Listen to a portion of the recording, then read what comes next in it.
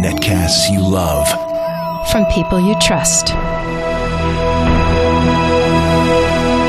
This is TWiT. Bandwidth for Triangulation is brought to you by Cachefly at CACHEFLY.com.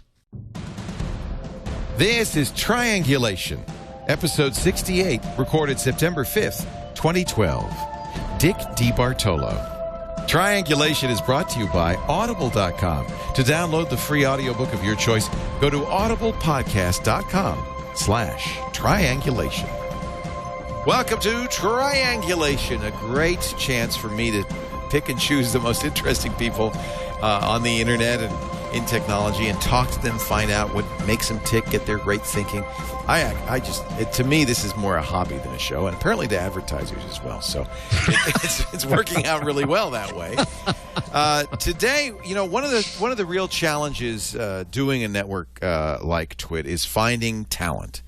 And today we're going to audition a new young talent that I have high hopes for. I think that he could go very far. He's a funny man. He's got a great sense of humor, a big-ass mustache. And so we thought we'd have him on Triangulation this week. Give him a chance to show his stuff on the TWiT network. Ladies and gentlemen, I give you Mad Magazine's Maddest Writer, Dick DeBartolo. Hi, Leo. Are you nervous, Dick? I'm a little nervous. But I'll do my best. Can you capitalize the B on the DeBartolo there? Because he doesn't want to be confused with the guy who does the football team. Dick DeBartolo is the host. In fact, one of our longest-running shows. How long it's been running. It's had 3 different names. It was originally the Daily Giz Wiz. Then we realized that's too much, so we did the weekly Daily Giz Wiz. That realized is too much as well. So we've just cut it right down to the Giz Wiz. Dickie D, this is great to get a chance to sit down and actually interview you. Yeah, I don't think we've ever actually done it in this format. No. Yeah, and there's a lot. I think you've shared a lot of yourself on the Giz Wiz, and you do some stuff on the network to fill time when I'm not in the mood, and you do the Giz Fizz Saturdays after the radio show and stuff. So there's a lot of people who have had a chance to get to know you over the years, as I feel and still watch, and they still watch amazingly. Yeah, I know. That's the great thing about the fans. One of the things that first things I did to research this interview, and I've been spending weeks preparing for it, is get this book, Good Days and Mad. This is your memoir. You call it a hysterical tour behind the scenes at Mad Magazine. When did you write this? It goes back. Gaines died in 1992. Yeah. And this agent was after me for like 2 years. I told him, I said, I like to write paperback books where they're little chapters and they can be funny. I said, I don't want to write a book. And we had 3 or 4 lunches, and he would ask me about Bill, and I would tell him all these weird stories about Bill. And then finally at one lunch, he said, if you ever wrote a book about Bill, that would really keep his memory alive. Oh, he knew how to pull your strings. Leo, that is exactly right. I said, okay, that is it. I'm in. And Bill's widow, Annie Gaines, writes the introduction to this. Yeah, actually, the funny thing is, once the book was sold, the publisher said, "Who do you think should do the forward?" And I said, probably Annie Gaines. And I said, probably Mort Drucker. And no, wait, Nick Meglin found me. Oh, wait, the editor. And then I suddenly said, you know what? Can the book be like crazy, like Mad? And the guy said, it's your book. I said, how about 20 forwards? So you've got Annie Gaines, Nick Meglin, John Ficarra, who's still editor at Mad, right? He's still editor, exactly. Lenny Brenner, Mort Drucker, who could forget Mort Drucker's amazing illustrations. Al Jaffe, who does the fold-out in the back. The fold-ins, right? Fold-in, pardon me. Yeah. The fold-outs in Playboy, the fold-ins in Mad Magazine. Yep. Just a ton of people here. Sergio Aragones, who did Spy versus Spy. Jack Davis, Frank Jacobs. Yeah, so it was 24 pages I didn't have to write. I think that was the real reason. Yes, right. If I knew you back then, you would have written a poem. No way. So let's start at the beginning. We might as well. Okay. You were just a kid. And I think, knowing you now as I do, I think that there's something a little wrong with you. Okay. And this is a very good way to start an interview. I think there was something wrong with you as a kid. You're not normal. Everything is a little twisted. Yeah, no, okay. Am I right? I mean, I think so. No, yeah, I agree with that in a way. I mean, I really kind of lived in a semi-fantasy world, and thanks to TWiT, one of my fantasies is a reality. No, I'm serious. My father finished the basement. We lived in a house in Brooklyn. It was an attached house, but the whole house was ours. And we had a basement. My father paneled it and everything. And I went down there, and on the wall it said RDB Studios. And I had a microphone, and I could broadcast to the lady next door. And no kidding. RDB's Richard DeBartolo. Yes, Richard DeBartolo. I had stationery made. Richard DeBartolo Studios. You're kidding. So you're like Robert De Niro in that movie with Jerry Lewis, where he's the crazy guy who's doing a show in his basement. Yes, exactly. Again, I had a little spotlight, and I bought an EV microphone. Kidding. No, an EV microphone that Lafayette Radio was like $30, and back then that was like a lot of money. And so I pretended, that I was a... Did you have a transmit? I mean, did you have any way for anybody No. The only time I transmitted, and it was a childish prank, but it was fun. I hit a speaker out in the hedges in the front of our house. And I would hide in the garage. We had a garage under the house. And I had the microphone hooked up to an amplifier that fed the speaker. And someone would pull up and park, and I would go, "That is a no loading zone." Guy would get out of his car and go, "Look around. Where's this voice from no loading zone, please?" I would just talk to people going by, and so I would transmit to people one at a time. So, how old were you when you were doing this? Boy, I guess I was probably 14 or 15. So, because I also had the other half of the basement was my trains. You had trains even back then. Lionel trains, yes. Yeah. So that was your thing. You would go in the basement after school. Were you a good student? I was a fairly good student. It's very funny, Leo. There was one, and it's closed now. There was one business high school in New York City called Central Commercial. And my father owned a machine shop. And my father said, "You're going to be part of the business." And I said, "Oh, I don't want to weld and I don't want to cut metal." And he goes, "No, you're going to run the business. You must learn accounting." Oh, wow.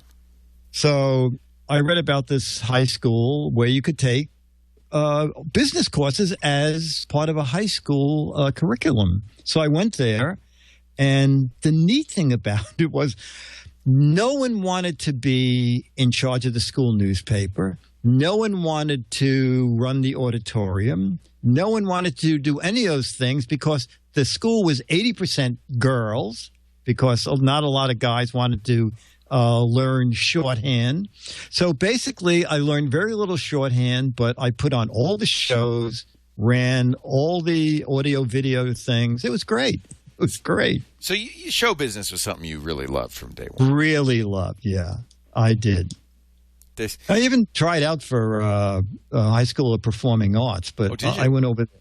I just went over there once, Leo, and just seeing the people there, I felt, this is like a cutthroat.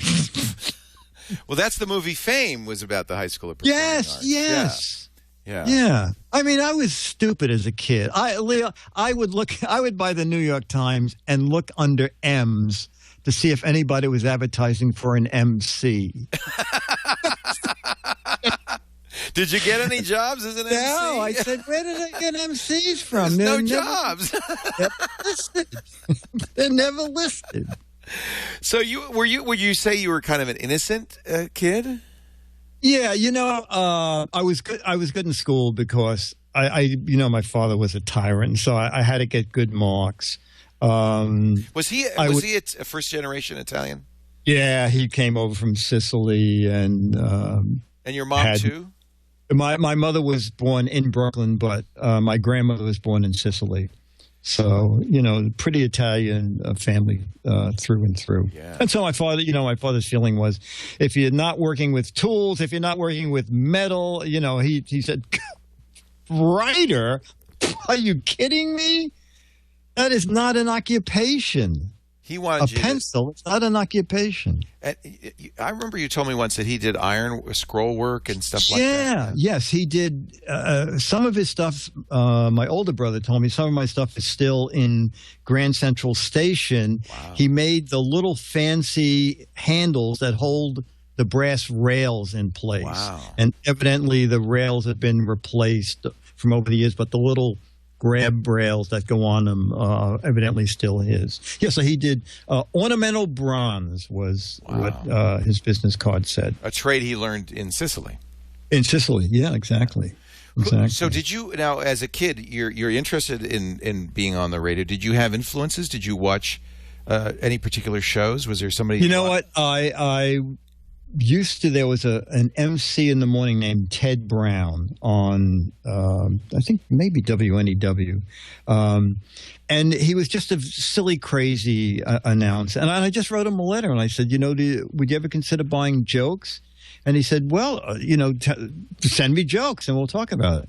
So I sent him some jokes and he bought them. Wow. And he said, if you want to write stuff every week or every month, I'm interested. And so then he started saying, come down the station if you want. So almost every other Saturday I would get up and go to the radio station.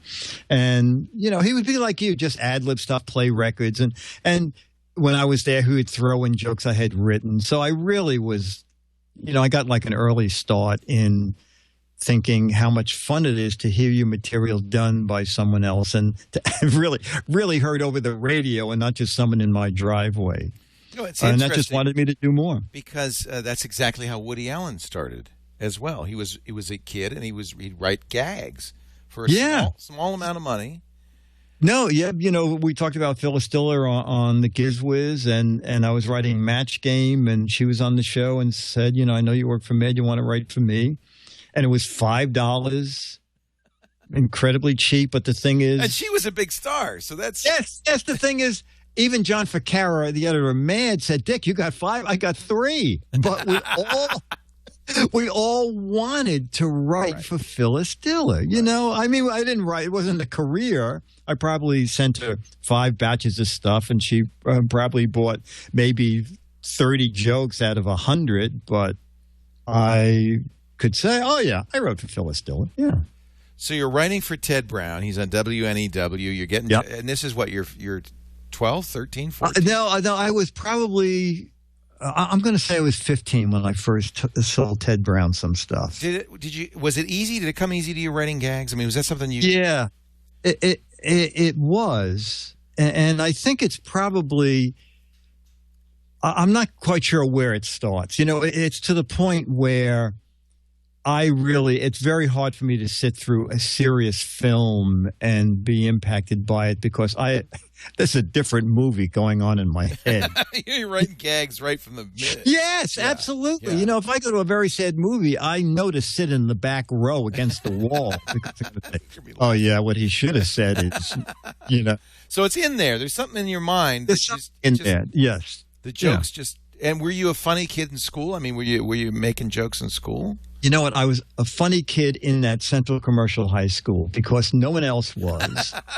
and also the other thing was I was very good at picking up what teachers did. And one year I had to take shorthand. I didn't have to take it, but I thought, hey, shorthand is going to be great because on the train and stuff, I would think of jokes or, yeah. And I figured, with a little slip of paper, I could just jot down jokes in shorthand. So I took a year of shorthand, and I noticed the teacher would read a long letter, and we would write it down, and then she would pick a student to read the letter back. But I could see that she would look down, and one day I noticed she was reading a book. And all she was listening for is the student to stop, to pause because they couldn't get over what they were reading. So when she called on me, I would just start. I would say, "Dear Mr. Brown, we are in receipt of your letter." And I would see her eyes move down to her book. I said, "We're in receipt of your letter, and we've decided that we're going to come to your office, take all our clothes, and we'll be walking around naked, and they will be..."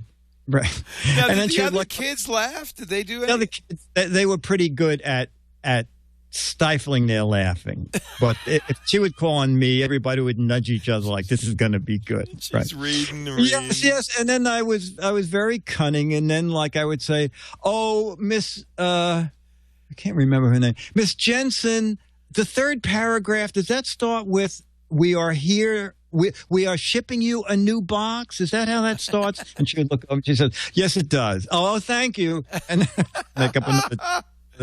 So I had a lot of fun in school. When do you remember any of the jokes that you sold to Ted Brown, or any of those early jokes? Well, I don't. They were all one-liners. I can't even think of one.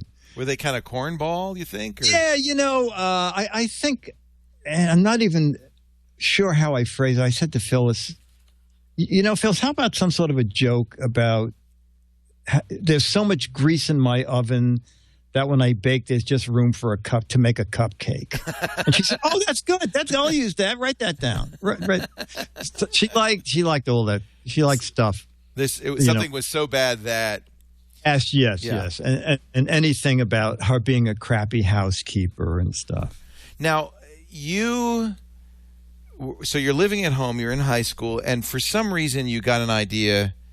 Had you been to submit something to Mad magazine? Had you? Well, you know what? I started reading Mad and was finding it funny, and then after a while, I thought, I don't want to read this. I want to write this. I want to do this. Yeah.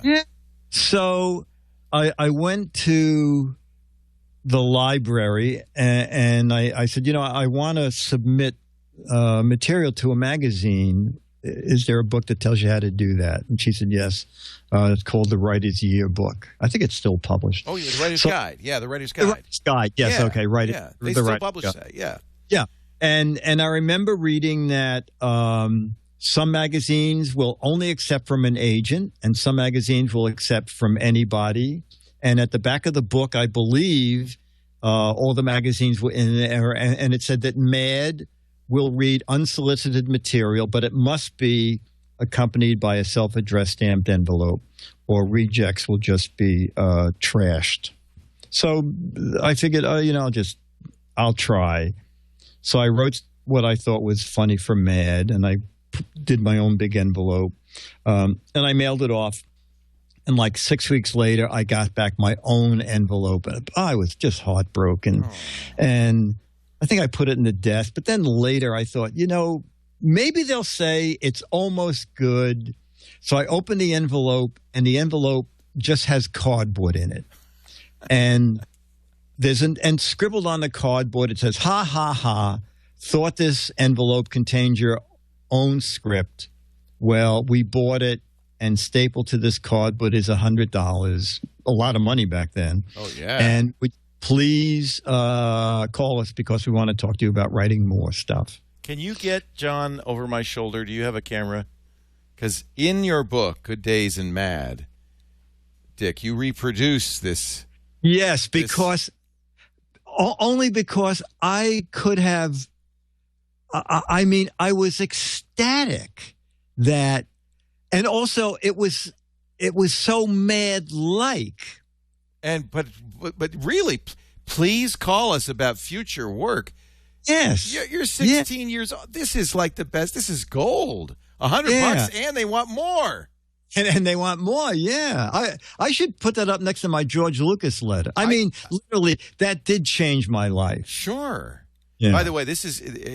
I think Dick, you still have copies of this. I still have it on my website. I do. GizWiz.biz. You can buy it, and I think the proceeds go to benefit Dick's favorite charity, Pets Charity. Me. You. Okay, you would be good. I had a falling out with the dog shelter. Evidently, they were not doing what they what they started out doing. So I'm shifting. I still do stuff, but with a different shelter now. So Dick used to give the proceeds to the dog shelter, yes, right. Until he turned out they were sons of bitches, and then and now he just keeps the money, which is, I think, perfectly appropriate. So this is great. This is a memoir of your days at Mad Magazine. Yeah, but I love it that you saved this, because that is the best rejection. That wasn't a rejection. And, Bill, there's a lot of Bill in you and in TWiT, because Bill's whole philosophy was that that corporations really were just terrible to creative people. Yeah. And I remember I was sitting in with an interview with him. Sometimes he would say, "Can you sit in on this interview?" He hated to do interviews. And what, just to keep him company? Yeah, and to just say to silly. Lighten it up. Bill liked to laugh. He just liked to laugh. Even on 60 Minutes, we were all on 60 Minutes. And Morally Safer said to Bill, "What about ads?" And Bill said, "Well, you can take money from Coca-Cola and then make fun of them." And I said, "Bill, why don't we just take money then from Pepsi-Cola?" And he just liked. And then there were no ads in Mad Magazine until recently. Not at all in the beginning. Yeah. They were actually, Bill told me very early on he tried some ads, and then people wrote in and said, "Oh, now you won't satirize the people who advertise." Right. So in the following issue, he did an ad and then a satire on the ad, and people wrote in and said, "Oh, now you're giving them twice the space." You can't win. So I decided no ads. So when did you first meet Bill Gaines? I met him at a dinner. I was so terrified of Bill. He was the founder and editor-in-chief. The founder, publisher of Mad, and, a hero in my eyes. Oh, yeah. And one day I called Nick Meglin.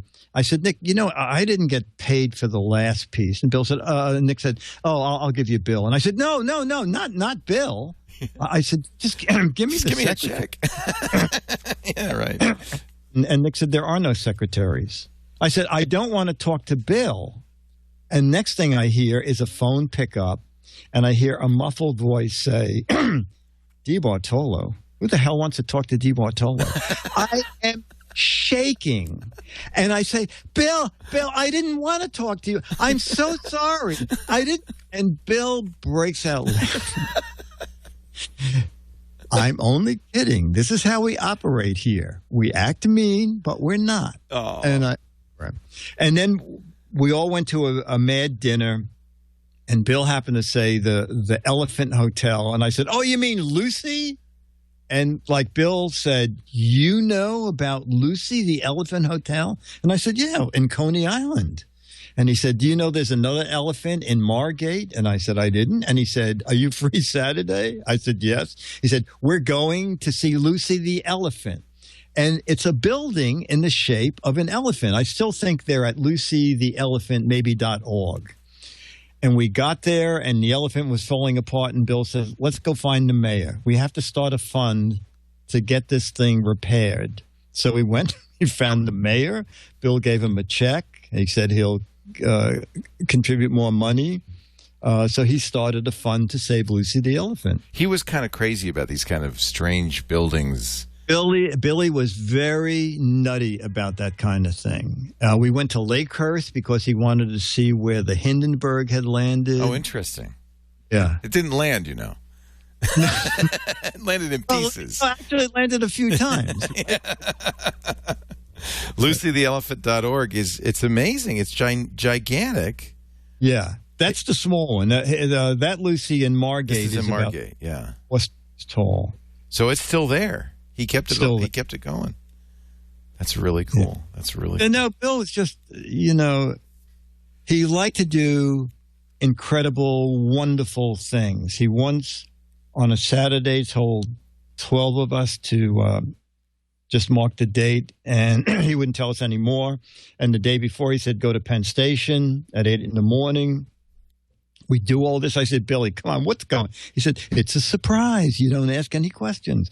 They announced the Metroliner to Boston. He tells the 12 of us, go down to the track. Do not get on the Metroliner. No one knows, is he freaking out? What is this?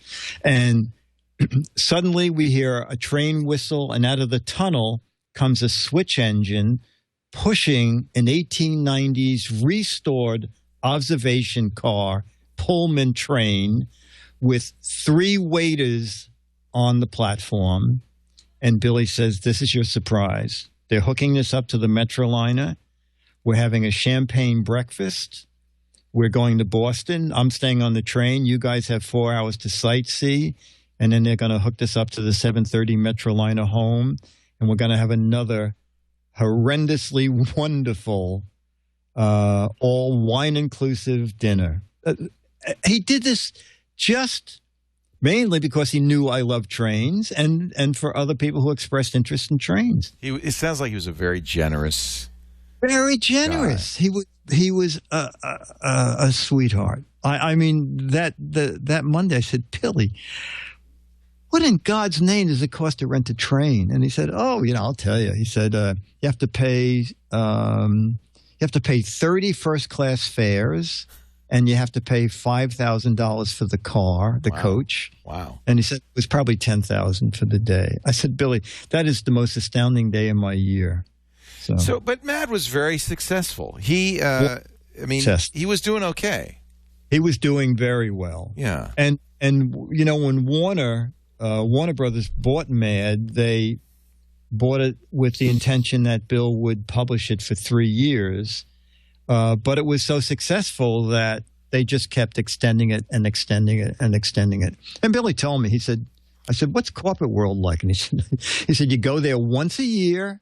All you have to say is Mad made more money than last year. And then they say, goodbye. We'll see you in a year. I doubt it's that way anymore, but he could pull that off. Yeah, he could. Yeah. He could. Yeah. Did he work at Mad until he passed away, or did he retire? Until he died. Yeah, he never retired. He read all the mail. He knew everything about Mad. And during that interview, the interviewer said, you really are a genius. And Bill said, no, I am not a genius. The artists and writers are the geniuses. However, if there's any quality that I have that adds to the magazine, is I know how to create the atmosphere in which writers and artists can thrive. Mm-hmm. And he was dead on about that. He was just the best. I think that is a probably undervalued type of person, but the person who makes it possible for creatives to work and do what they love. That is such an important person. Here's a great pic. Is this a Mort Drucker illustration? No, I think that's Angelo Torres, I think. Very funny of you and Bill arguing over your contract. He was a kind of a hefty fellow, wasn't he? Bill was very big and always on a yo-yo diet. And one day he asked me to get something out of his closet, and I went in there. And I came back and I said, Billy, you have 30 suits. They're all the exact same suit. And he goes, they're the exact same material. They're every conceivable size. I said, there are boxes of shoes. He said, when I find a pair of shoes I like, I buy at least a dozen pair because when they wear out, they may not be available again. So if I like something, I buy a lot of them or it, so I always have it. And Bill loved you. Bill loved you. Here's a note that he wrote to you. You were concerned about staff cuts one day, and he wrote this note that says, Dick, you'll be one of the last to go. Date. And he stamps the date. He did. Because Time merged with Warner merged with Time magazine, and we were under, I forgot under what umbrella we were, but we got moved over to Time magazine. And I said, how is that going to affect us? And he said, the way this corporation works, it'll take Time magazine 3 years to realize that we're part of their division. The next 3 years, they want nothing to do with us. So you're safe for 6 years. And if you're worried about your job, you'll be the last to go. I said, could I have that in writing? Get a pad, write it down, I'll sign it. So he did. I love it. He finally did run ads in Mad magazine. He says, an important announcement from the publisher, it's gotten so expensive we have to run ads. These are the ads. Okay. I said, Billy, how? And I came up with it, and Billy said, oh, let's do it. And it's fireworks and guns. Make big bucks, sell burglar alarms to your neighbors. Right. Yeah. And Abdominal snow job, sleep away fat diet. These are the fake ads. And over on the side it says, don't worry, the ads will be tasteful and chosen by a blue ribbon panel of experts. And here they are. And then they are the package. Did you do a variety of different stuff, Matt? I know you did a lot of movie parodies. I did a lot of movie and TV satires. I did a lot of ads.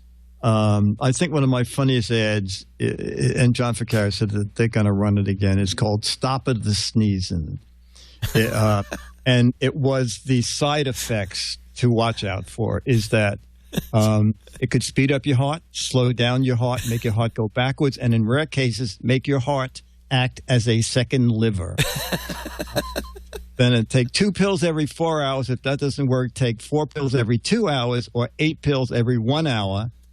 If you can drive a nail into your head with a 2x4 and not feel a tingling sensation, you may want to reduce the dosage. Just bizarre stuff, but I love writing that. Sometimes I write it, and it's so silly, I just sit there and laugh as I'm writing it. You enjoy it that much. That's awesome. I did. Yeah. We're talking to Dick DeBartolo, Maddest Writer, now in your 4th decade, almost, maybe 5th? Yeah, Sam Viviano called me in the other day, and he said, from the day we bought your first piece to now, it is 50 years. Wow. Yeah. 50 years. Yeah. And for a long time, you had a streak going. Do you still have the streak going? Yeah, it's probably 415 consecutive issues. Never missed an issue. There was always something by Dick DeBartolo. It could be a Fundolini or, like in the current issue, 7 pages, but always something. It's always something, isn't it?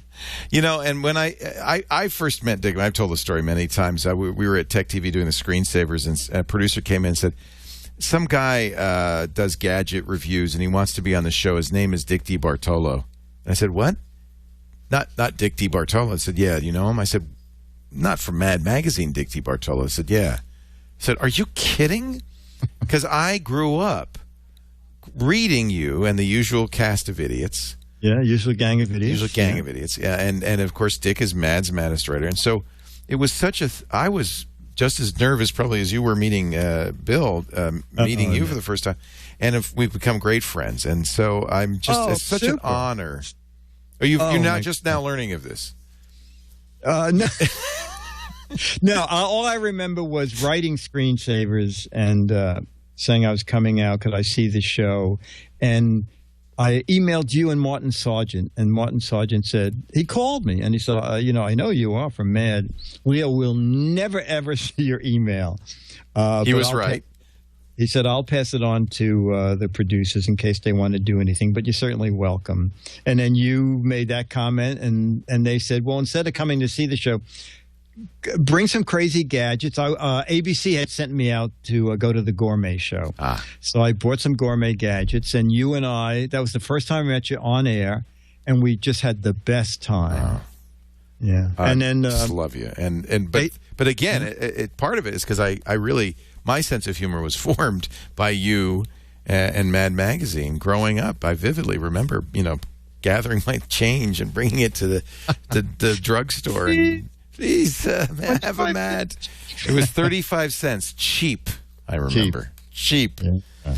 We're going to take a break, come back with more with Dick DeBartolo. I want to talk, there's much more to talk about. I don't know if we're going to probably run out of time. We've got to talk about the match game, how he saved the match game, and Dick today and all of that stuff. But first, a word from Audible.com. We're big fans, as you know, of Audible. Yes. Yes. Probably, do you ever listen to audiobooks or no? Probably not. You know what? I listen to audiobooks only on the airplane. I'm not like you that you seem to listen to them at night. And I listen at home. I go home and listen. In fact, I was listening last night to a new Richard Dawkins book, which I just am a big fan of his, called The Magic of Reality. Audible, to me, I don't. You know, somebody tweeted me saying, "You keep calling it reading. It's not reading." Well, I don't know what you call it. It's a book. It's, of course, somebody has read it out loud, but it's the same words that you would read if you read it on the page, pouring into your head. I don't know how that's different from reading. In fact, in my opinion, it's better than reading because there's something about having somebody read it to you. At least for me, I'm very auditorially focused. I can absorb it.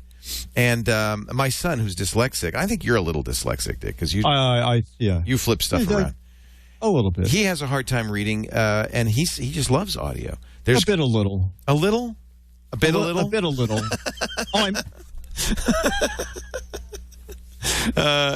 So they bet the best readers who really bring these books to life, 100,000 plus titles. I'm always nervous about talking too much about this because I know that people have limited listening time, and once they discover audio books from Audible.com, we're going to lose them forever. But, you know, I'll take the chance. How about this one? The Art of Procrastination, a guide to effective dawdling, lollygagging, and postponing, or getting things done by putting them off. This is my book. I'm going to... But you'll listen to it next week. I'm not going to buy it right now. I'll get it next time, yeah. That's the only problem with that book. If you want to get that book or any of the 100,000 plus books, any of the one credit books for free, you can. We've got a deal. audiblepodcasts.com/triangulation. Go to that website. You'll be signing up for the gold account. This is good for new members only. That's a book a month, but your first month's free, your first book's free. And you can cancel at any time, pay nothing, but still keep the book. Plays on everything, on all the phones, on all the portable devices. They've got a great Android app that I just love. audiblepodcast.com/triangulation. By the way, if you go back to that shot, John, because if you look at those books, most of those books are books that we have recommended at one time or another on our shows. Well, except for 50 Shades of Grey. I have not recommended that one yet. audiblepodcast.com/triangulations. Now we've recommended 50 Shades. We've even played a little bit of it on the show. So we're talking with Mad Magazine's Maddest Writer, Dick DeBartolo. 5 decades of writing for Mad Magazine without missing an issue. He's also our very favorite Giz Wiz. He's a gadget hound and does the daily, weekly. No, now it's just the Giz Wiz show on our network every Tuesday, 3 p.m. Pacific, 6 p.m. Eastern Time. And we just really... 4 p.m. my time. Right. What did I say? 3. It's not... Oh, yeah, it's at 1 p.m. Pacific, 4 p.m. Yeah. That's us. You know, they just roll me out, put me... turn on the camera. They say, talk, I talk. Then they roll me back into my cave. So I didn't know that... See, this... I thought I knew everything about you. I had no idea that you sat in a basement with a microphone pretending to do radio shows. Oh, yeah. Yes. In RDB Studios. An RDB studio. So now, we've done over 1,300 Giz Wizes. My studio here is a dream come true. To tell you, it just Look at this. This is the real deal, man. You got to... Yeah. Yeah. I have little Klieg lights. And I do. I have Bond doors. I have it all, pal. Now, while you're writing for Mad Magazine, you also got the chance to write for the match game. How did that happen? Yeah. Well, after school, I got a job as an office boy for a game show company called Barry Enright. And Barry Enright was producing game shows. And there was they had a show called Winky Dink and You. Yes. Okay. Not an auspicious name, but okay. Yeah, yes. So it was a kid show, and I heard the two Barry and Enright saying, "Well, Phil Kaufman's leaving. Who's going to write Winky Dink?" And we need someone. We need another writer because someone right. So I've seen enough old movies to know how to get someone's attention. So I went home and I wrote a script and I recorded it on my Revere tape recorder. Came in handy now, see? Yeah. And I brought it into the office, and Dan and Barry had lunch together every day, and I just played it very, very loud outside their office, the desk nearest their office, and they came out and said, "What the hell is that?" And I said, "Oh, I'm sorry, I was just listening to this thing I made, and I didn't." And they said, "No, wait a minute, do that, play that thing again." And I said, "Oh, that's funny." I said, "Well, do you know what? We have an opening at Winky Dink." I said, "Really?" But they were very cheap. They said, "You want to write Winky Dink?" And I said, "Yeah." They said, "Okay, you still have to be the office boy."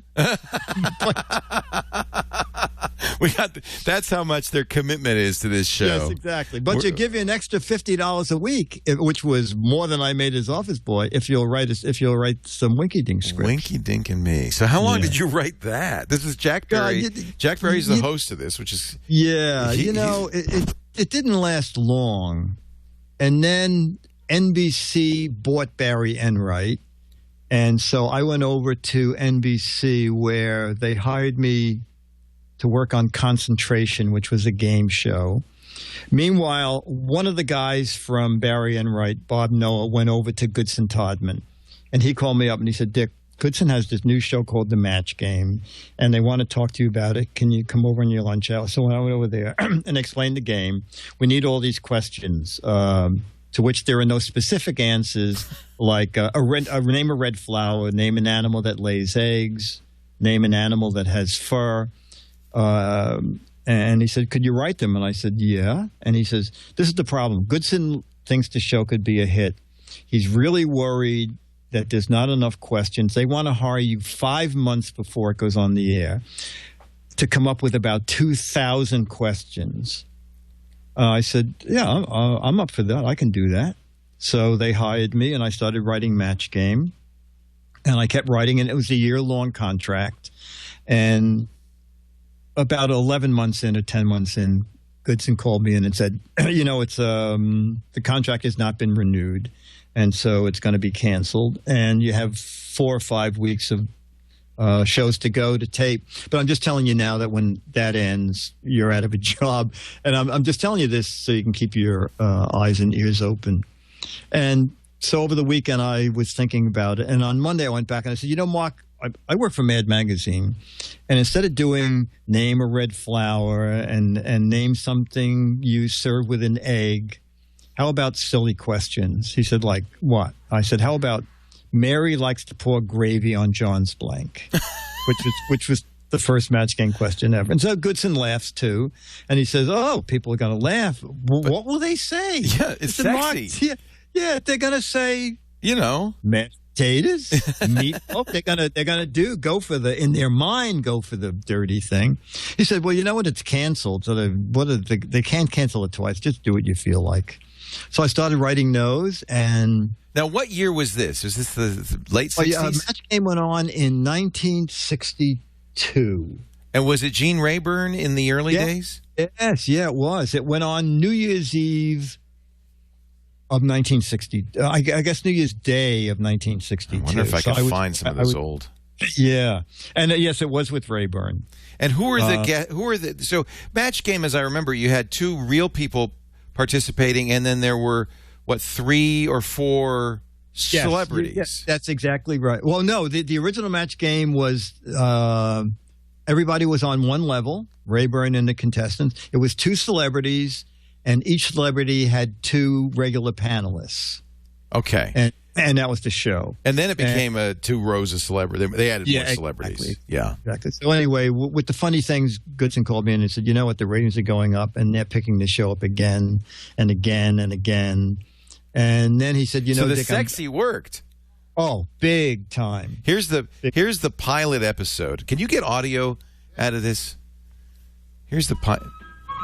With the music that I remember so well. From New York City, NBC TV presents The Match Game. Was it Burt Bacharach?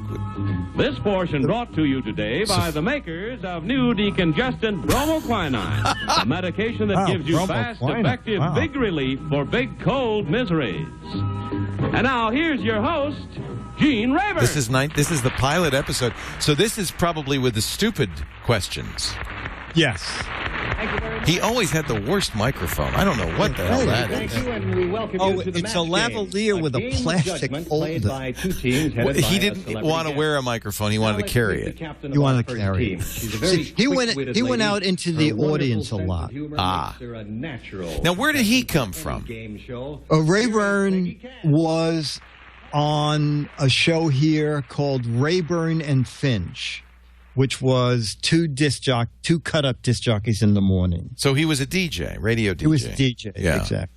And they auditioned him, and I think he started out on a different show called Tic Tac Doe. oh, well, that survived many years. Yeah. Oh, okay. And then So this is the original format. So Peggy Cass, who ended up being on it for a long time, and then there's two normal people on either side of her. Well, wait a minute. Now you're looking at Arthur Trudeau, Peggy Cass, and Ronnie Smith. I think these are normal people, right? Right. No. I Those think are celebrities? I think this is to tell the truth. Oh. No, it says pilot episode. You know what? I forgot that I thought the desks met at the middle. Hey, it was a long time ago. It was. So how many writers were there on the Match Game? In New York City? Me. That just you? Yeah. And then it ran like 7 years in New York. And then Goodson said, he said, Dick, we're going to do a syndicated version, and we're going to retool it, and it's going to have 6 celebrities, and we're moving it to California. I said, Mark, Mad is here, and my boats are here, and I'm a native New Yorker. I don't want to go to California. I can't imagine you in California. He said, Dick, as long as there's a Match Game, you'll have a paycheck. So don't. He said, you live where you want. And he said, besides, I'm not closing my Park Avenue offices. So you stay here and just send the stuff out. So you'd mail them out to them? Oh, they had something called the Daily Pouch. So I would just run up to the office. I mean, they gave me a beautiful corner office in the Seagram building. It was really nice. How many? They treated really well there. Did this pay well? I mean, how many questions did you have to write a day? I would write 40 or 50 a week. But it was a paying gig. Oh yeah, it paid very nice. It was paid very nice, especially since Goodson said, the show couldn't exist without you. I wish they'd given me like 1/2 of 1% of the show, then I'd be like a multimillionaire. But I gave myself 18 years of employment. So wow, long time. Yeah. So you worked right through into the 70s, because I remember Match Game was at 76. When they got color and yes, and then they stopped calling it, putting a year on it, because they realized, hey, if we're going to syndicate these, we don't want years on these. This is the 10-year-old Match Game. Let's stop doing that. Yeah. So they did. Yeah. And while they were retooling it, I went over and worked on To Tell the Truth, and then I worked on What's My Line. You actually appeared on To Tell the Truth, I think. I did appear on To Tell the Truth when Rayburn was a contestant. What was a celebrity panelist on the show? And was Bill Gaines on it, or? Bill Gaines was one of the mystery. Yes, Bill Gaines was, my name is Bill Gaines, my name is Bill Gaines. Which of these 3 people is the real William M. Gaines? And I guess his face wasn't well enough known at the time. No, and Bill dressed like a slob, and so no one got him. And he was just thrilled by that. He fooled them all. And there he is. There's Bill Gaines. And he fooled them all. I love the beard. And then those days, that long hair, that was very radical. Absolutely. Absolutely. And now at the end, do you show up at the end on this, or? In the credits, I am walking around, and then Gary says to Bill, someone on the staff claims to work from Ed Magazine, and Dick DeBartolo, and Bill said, I never ever heard of him. But, you see, can you go back like a few frames? I saw you very briefly. There, if I scroll back, right there on the left. There right? I am, all the way to the left. That's you behind that card. Behind that card, and Rayburn is holding it. That's pre-mustache. Pre-mustache, and wearing a jacket. Dressed nice. Yeah. I wish we had a better picture of this, but we don't, unfortunately. Wow, Dick, and you're wearing a suit. Look at that. I guess I was. Yeah. So when did? Oh, there you are. There he is with Gene Rayburn, and Gene's holding a card up because I think he says I think it says Match Game Writer. Yeah. I think it's that is hysterical. There's Dick DeBartolo. A long time ago. You look like somebody out of Mad Men. Yes. There it is. Special material. Yeah. Dude. Oh, you know what? This is called the mill around, where everybody who's on the show. Yeah. That's right. They do this on Saturday Night Live still. Yeah. Well, this stuff never dies. I know. I said to, I think it was Bruno Zerata producing it. I said, you know what?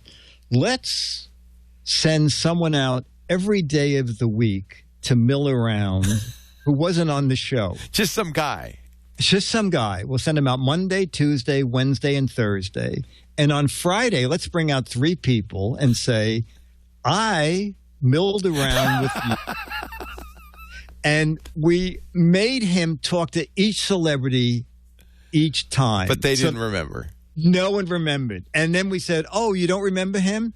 Kitty, this is him talking to you. Bill, this is him talking to How you. Embarrassing.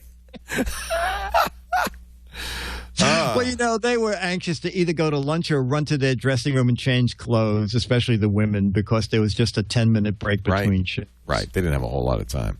The mill around simulated that this was a cocktail party, but really they couldn't wait to get off stage and change so they could just have a little break in between shows. Yes, exactly. They do one day, they do a whole week of shows. Yeah, 5 shows in one day. So you saved Match Game. 18 years you wrote for Match Game and Mad Magazine. Yeah. And all this time you got the boats. Got the boats going, working for a boating magazine called Power Boat. When did the gadgets come in? You know what? I always liked gadgets, and my office was full of all kinds of weird stuff. I just bought gadgets, like Jammer B, who had that Sony thing. He had that Sony, that's right. Yeah. Like the first Sony Walkman. I had to have the first Sony Walkman, or the first Sony CD portable player. And Barbara Griff, who was working on To Tell the Truth, left Goodson Todman, went over to, back then it was Metro Media, Channel 5, and she was doing a 2-hour show called Saturday Morning Live. And it was a show where they had a chef and a carpenter and a pet guy and a gardener. And it was a service show to tell you how to do things. And she called one day and she said, you have all those gadgets in your office. Would you ever just come on and show gadgets? I said, oh, yeah, okay. Is it a funny thing? She said, you have to impart information, but we don't care how crazy you are. So I got gadgets in the office and I went there. And she called me a week later. She said, we got a lot of mail that people want to know more about these gadgets. You have more? And I said, Barbara, I have more. So she said, well, why don't you just be part of the show? So I did. And then I got a call from Regis, Live with Regis and Kathy Lee. And they said, are you exclusive on that show? And I said, no. And they said, can you do gadgets for Regis? So so that started a whole third career. A whole third career. So you were with Regis and Kathy Lee until Kathy Lee left. Exactly. Yeah. For quite a while. You still do ABC World News Now, the overnight. Yeah. When Kathy Lee left, I had a friend over at World News Now, and he said, are you a late night person? I said, am I? And they said, we're looking for a gadget person on the overnight news. And I said, boy, I'm really interested. And they said, we'll tape your spots at midnight. But I said, it's late. I'm in.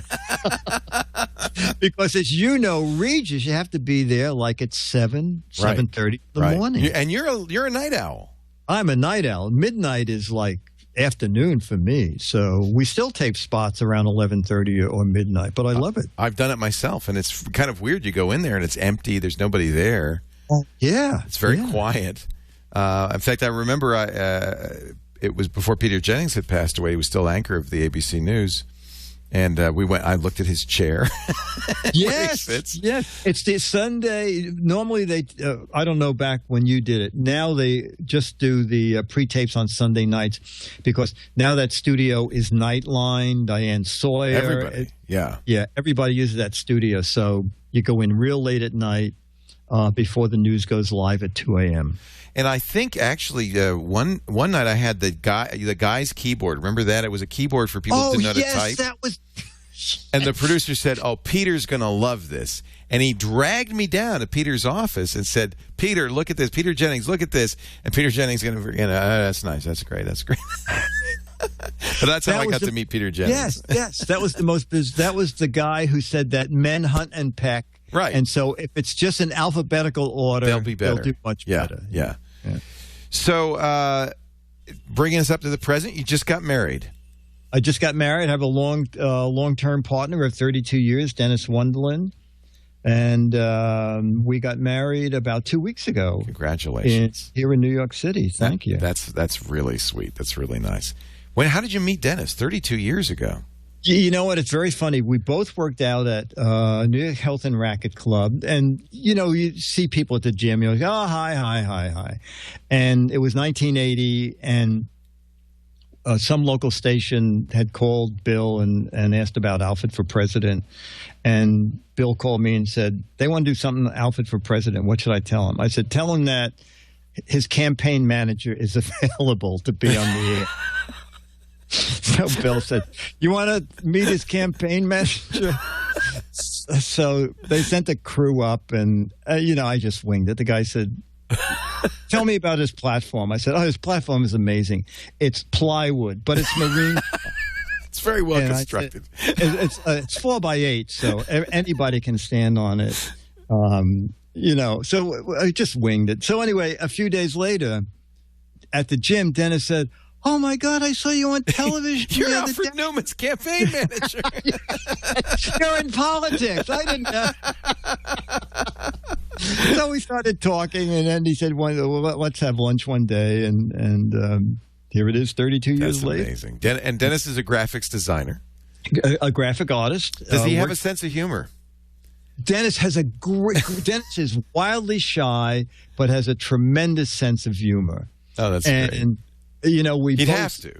Yeah, we both love Turner Classic Movies, and we have an awful lot in common. You laugh a lot, I'm sure. The only thing is he's not crazy about gadgets. What? Yeah, I know. It's very strange. Very strange. Well, that relationship is doomed. I give it another 32 years, and then that's it. I can't tell you how wonderful it is to work with you every week, Dick. And I'm glad we could take a little time and just kind of get to know each other a little bit better. No, I'll compliment you because you have a great sense of humor, and you kind of know where I'm going with things. I mean, I think once in all the years we've done the Daily Giz Wiz, which is about 7.5 years now. 1,300 some episodes. Yeah. After he said, I don't know where you were going with that. I said, well, I was lost too. Mostly I just try to get out of the way of the Dick train because normally you just you're in there. And that is just great to have somebody on that wavelength. Well, we love doing the show, and it's an honor knowing Magazine's Maddest Writer. So thank you. I'm sure. Thank you for joining us, Dick DeBartolo.